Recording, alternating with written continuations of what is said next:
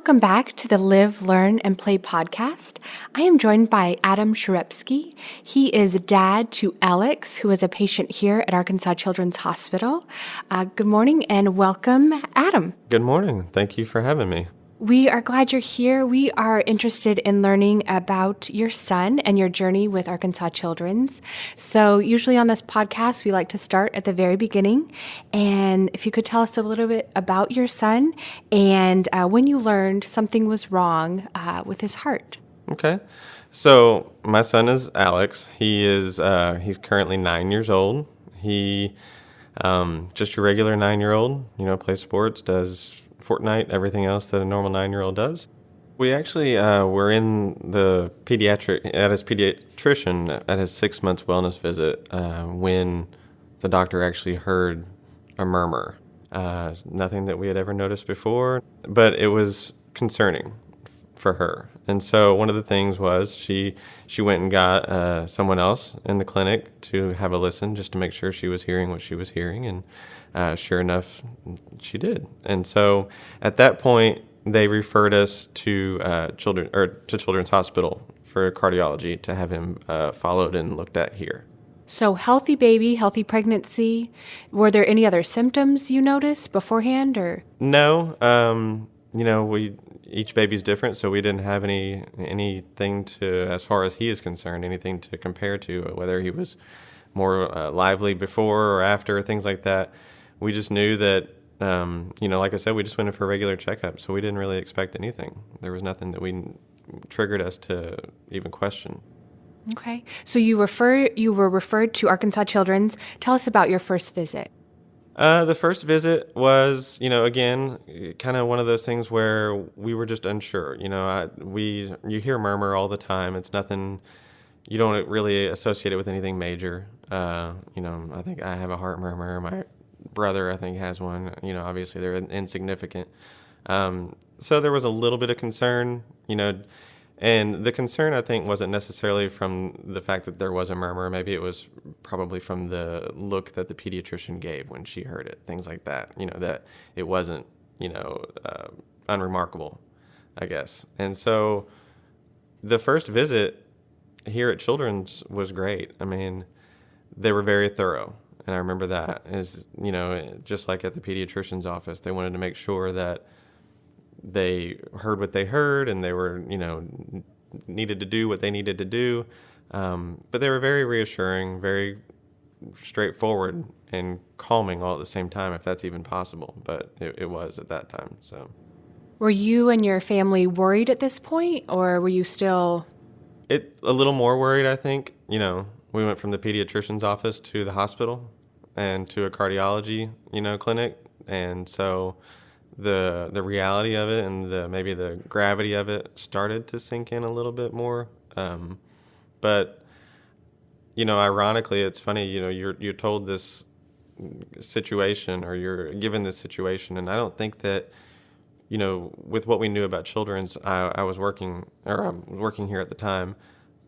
Their worry wasn't really as at the forefront as what you would think, because I knew of what Children's could do. So, and we definitely want to talk about that in a minute, how you are an employee here, a team member here, but it is different when you're a dad compared to when you're a team member. So I definitely want to talk about that in a minute. But did you get a diagnosis based on that first visit, or did you come back for follow-up? To be honest, I can't recall. I think that we were just told to have a follow-up. And I think maybe there was one or two follow-ups after that, just to confirm, what they were hearing and what they were seeing on, anything, just to make sure. Okay. So then you came back for a follow-up with the cardiology team here? Yes. Okay. Yes. And how did that go? It was good. So it was one of those things where they told us what he had. It was, at that time, they diagnosed it with an atrial septal defect, which is, a fancy way of saying a hole in the heart. And they said that basically they were going to see if it might close up on its own, but if it doesn't, again, they're going to monitor for a little bit. And they realized after a while it wasn't going to close up. But they did also let us know that the surgery that he needed which in fact was, nothing minor. I mean, it was an open heart surgery, and that it was elective to a point. It was going to have to happen at some point during his life. It's just a matter of when we wanted to do it. And so, faced with that decision, we just decided that as early as possible. We wanted it to be where he was young enough to not remember, and he's not out any school or any activities, things like that. And so, littles bounce back a little easier than the older kids. So we wanted to go ahead and make sure that that happened also. Okay. So after the follow-up, then how long did you wait before surgery? He was 2. Okay. Yeah. So we went ahead and did that. It was July. So he turned 2 in May. So it was right after that. Okay. So deciding to have open heart surgery on your 2-year-old, what type of conversations did you and your wife have? Just kind of putting each other at ease, It was one of those, once we decided when to have it, for the reasons that we decided to have it, we had complete faith and confidence in the team here, at the time and currently, world-renowned heart surgeon. And so I knew, being a team member, that there was no concern for that as far as the process and the surgery and things like that. We just knew that this was the best thing for him, and we had to put our fears and our concerns, not necessarily aside, but at least in the back. They're there. They're going to be there. They were always going to be there, but we just had to put them in the back to make sure that we could help him get where he needed to be.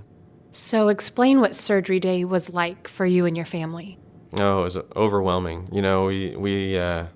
We look back at the pictures now, since we've been talking about his story as of late, it brought up the opportunity to look back at some of the pictures that we took. And,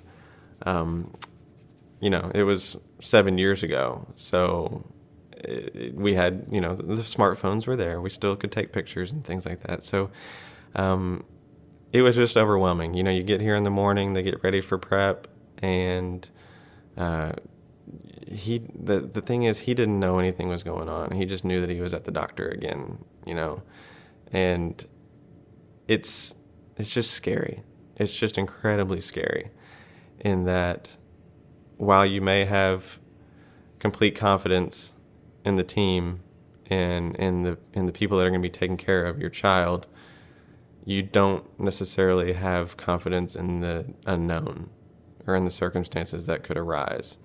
So that was the scary part.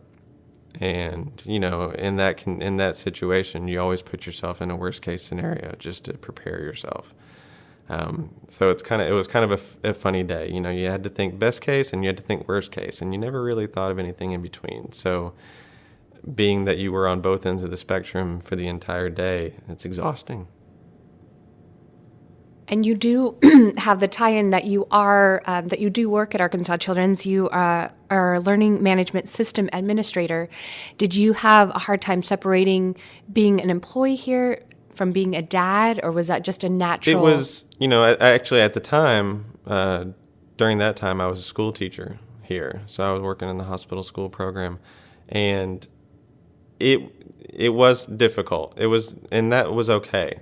I was the dad first, which was different walking into the hospital, because every time I walked into the hospital prior to that, I was just going to go teach some kids in the hospital. Now I'm bringing my kid in to be one of those kids. And so I knew as soon as I stepped across the threshold at the entrance of the hospital that I was dad at that time. And while there may have been, 200 other kids in the hospital, there was, that I'm normally, responsible for as far as their education was concerned or something. At that time, I was just concerned about the one. So it wasn't necessarily a difficult transition, but it was nice to have knowledge of both sides. And before we started recording, we were chatting beforehand, and you said that during the surgery that they found something else. Yeah, so when they went in to fix the hole or the atrial septal defect, they found something else, which it was a partial anomalous pulmonary venous return. So basically, blood was flowing the wrong way. And so that was unexpected. I think it was unexpected, obviously, by us, but I think it was unexpected by anyone on the medical team. And so the fun part about that is that we joke, and that they told us after the surgery was over that while they went in to fix one, they actually used one anomaly to fix the other.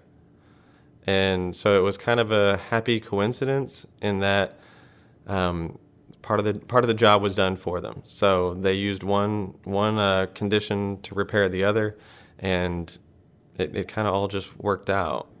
You are an ambassador family, which I definitely want to talk about in a minute. But I've read your story, and you have kind of a memory from that day that you shared. If you could share that with us as well. Yeah, so it's funny because as I mentioned, Alex was 2 at the time, and during that time, most kids have pacifiers or binkies or pap or whatever you want to call it, and so Alex had not one, but he had 2.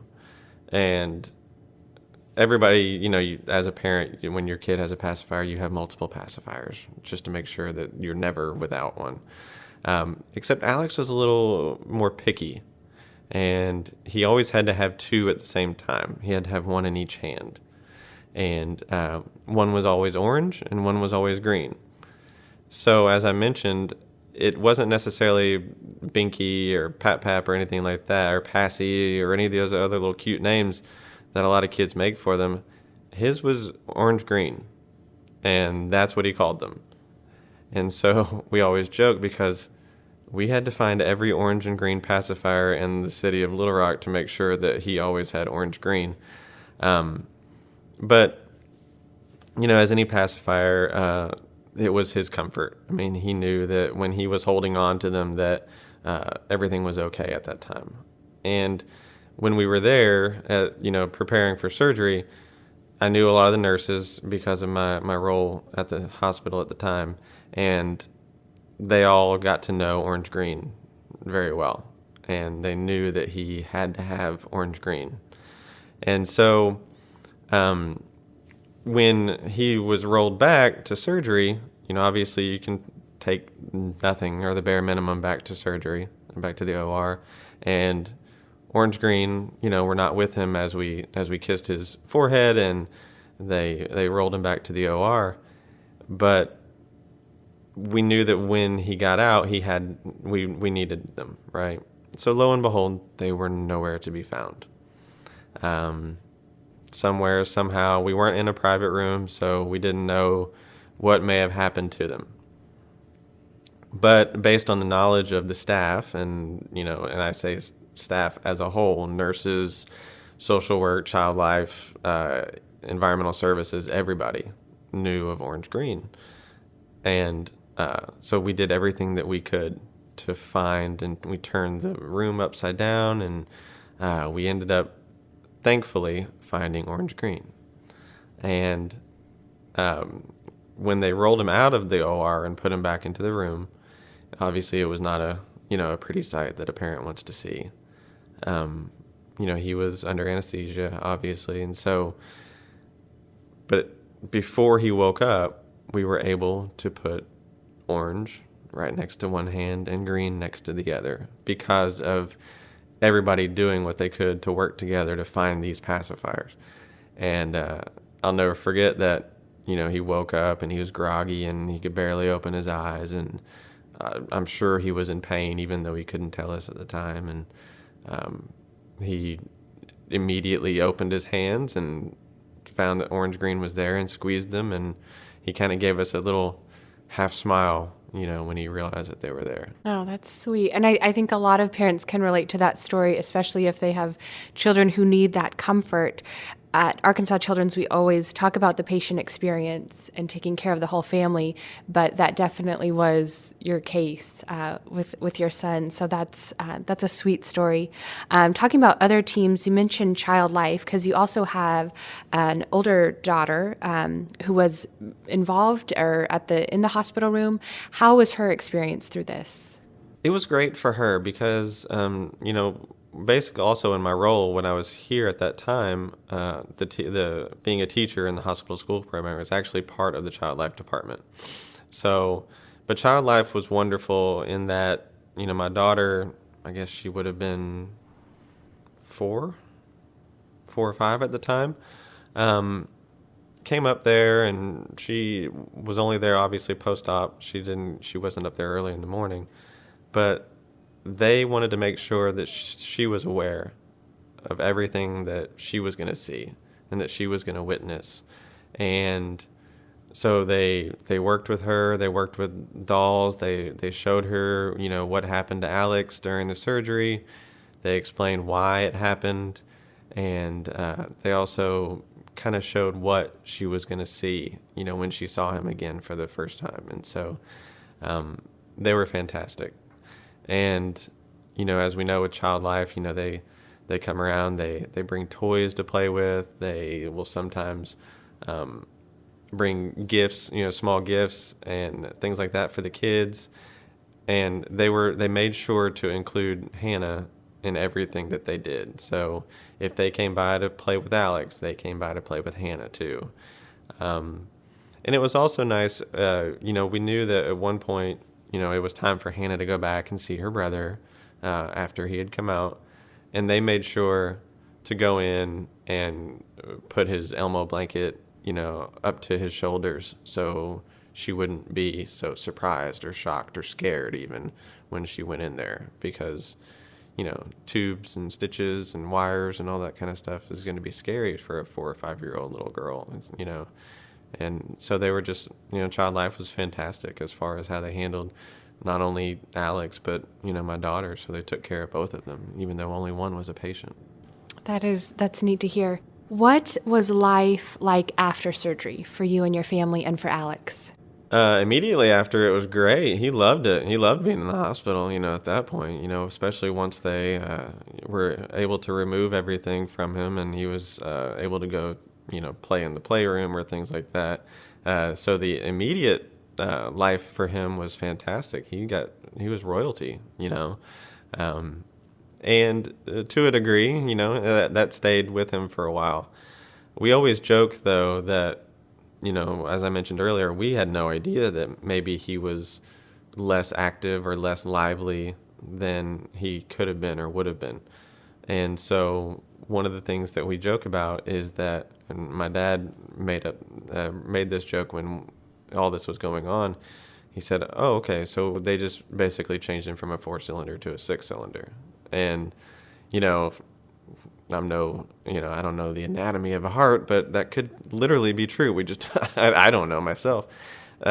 So, yeah, I mean, he is just a regular active 9-year-old, and he runs, he plays sports, he, does anything and everything that another 9-year-old, of his age could do, of good health could do. And, he's very proud of his zipper. We call it his zipper on his chest. And so he's very, very proud of it. And so that kind of gives him, he has definitely some ownership to that and gratitude towards the hospital. So since he was only 2 when this happened, how did you describe the whole situation to him now that he's older? Yeah, so the fun part is that, when we started looking through the pictures recently, over the last 6 months or so, because of his ambassador campaign, we had not realized that he hadn't seen the pictures.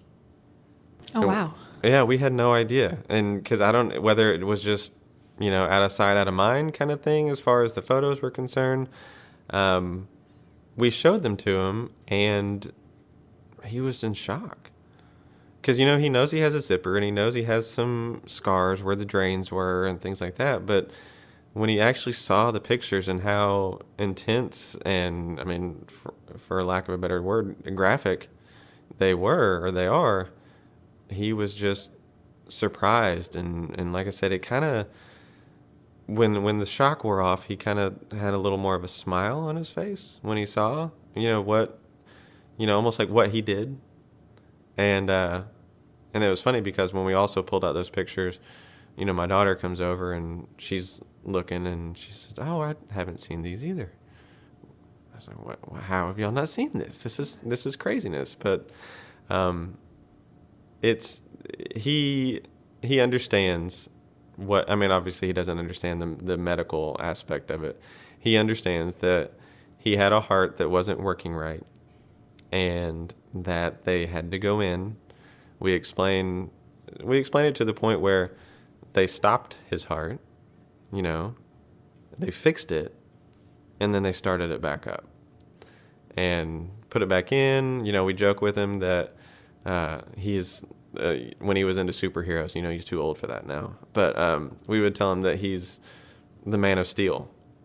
And he always thought that was funny because he was Superman. And I said, "No, you're the Man of Steel." I said, "Your rib cage is held together by wires, when they put you back together." And so he always thought that was really, really neat to be the Man of Steel, part of this Zipper Club. He has his heart fixed, and he's just proud of it. Does he have to come back for checkups often, or what is his progress? They've become less frequent, thankfully. If your visits become less frequent, that means you're doing well. So right now, I think the last checkup we had was maybe a couple of years ago. So we're on every 2 or 3 years and or an as-needed basis. They've basically, given him a clean bill of health that, obviously there's 1% chance or whatever it may be that situations may arise later in his life, connected to it. But the likelihood of that, like I said, is almost nil. So he's, just rocking along, doing great. And his follow-ups, like I said, are very infrequent. So how has this experience changed how you work and how you see Arkansas Children's? So, one of my roles currently is that I help with orientation, so new hire orientation. And we always talk about in the orientation how while, maybe some of the younger new hires, this is their first job or something like that, something drew them to Children's. And then, when you see some of the older new hires, I mean, older is an awful word to say, but, parents, potential parents, that they see most of them have a connection to Children's. And that's why they've come to work here. And being that it's the only, pediatric hospital in the state, or system in the state, if you are a parent, you most likely do have a connection to Children's in some way. For me, I sit in an office all day and I work at a computer, and but it's not just that really for me. It's not just a job. It's not just something that I do for 8 hours a day. I have no direct patient contact, but I also know that with what Alex went through, and even when Hannah was here, as a sister, that you don't have to necessarily have direct patient contact to have an effect on the patients. And so I kind of keep that with me every day. And Alex has, a fundraising webpage for the foundation for his ambassador role. And so it's funny, I come in and I keep a bunch of tabs. I keep my most commonly used tabs open on my computer. And one of them is his fundraising page, because at the bottom of it, there's about 8 pictures or so that I mentioned earlier. And so I just go through, and about once a day, maybe twice a day, I'll scroll through those pictures just to see, this is one of the reasons that you're here. My office is the farthest possible seat from the hospital as far as our campus is concerned. And I think that's literally true because I'm in the corner of the building, and the building's in the corner of the campus. So, but every once in a great while, I'll get up, I'll walk across campus, and I'll walk into the hospital, and I will just walk around, to the different units. I'll say hi to people that I know, and I use that as kind of a reminder, of the things that I do or that anybody does here, and how it affects, what goes on here. And you've mentioned a couple times being an ambassador. What exactly does that mean, and how has that helped you help other families? So since I'm an employee here, I have friends that I work with, and that they actually nominated Alex to be an ambassador. And so they said he would be great. He's always been very grateful, like I said earlier, as far as what Children's has done for him. To the point that, when you do the little cheesy round table thing at Thanksgiving, and you say what you're thankful for, his is always Children's Hospital because they fixed his heart. And so him being an ambassador, he just wanted that opportunity to give back.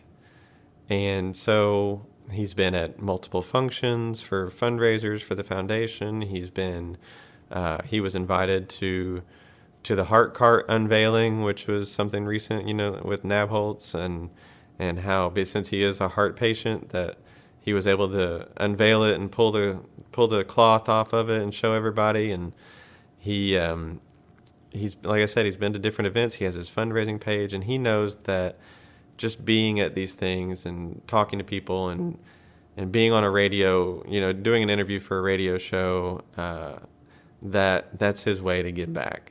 And because he knows he's lucky. He knows that what he went through means something, and that he just wants also knows that he probably will never have to have surgery again or have to have any concerns about that.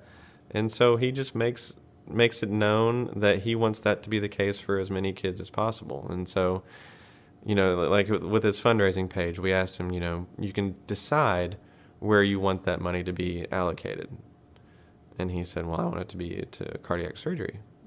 And I want kids like me to be able to, go through what I went through and come out, successful and healthy and well.